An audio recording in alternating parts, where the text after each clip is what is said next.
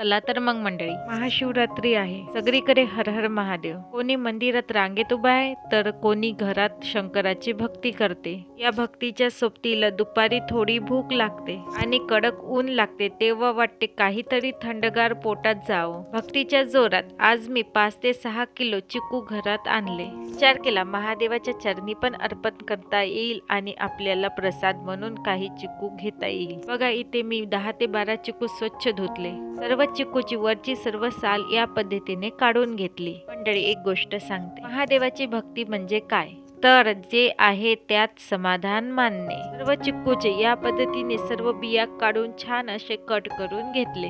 आता या ठिकाणी एक मिक्सरचे पॉट घेतले, त्यामध्ये सर्व चिक्कूचे काप टाकून घेतले. सोबतच मलईदार 1 वाटी दूध घेतले. दूध थोडे घट्ट असावे, त्यामुळे मिल्कशेक छान बनतो. महाशिवरात्रीला आपण उपवास धरतो, पण आपलं लक्ष सारं किचन मध्ये असतं. तर काहीतरी नवीन खायला मिळणार का? महादेव पण वरतून बघून हसत असतील, म्हणत असणार भक्ती कर पण पोट सांभाळून. किती छान पेस्ट तयार झाला. आता यामध्ये थोडी साखर, ज्यांना साखर नको त्यांनी टाळलं तरी चालेल. चिकू आधीच गोड असतात.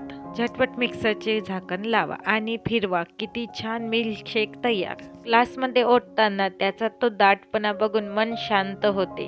तर या महाशिवरात्रीला हे थंडगार चिकू अमृत नक्की ट्राय करा.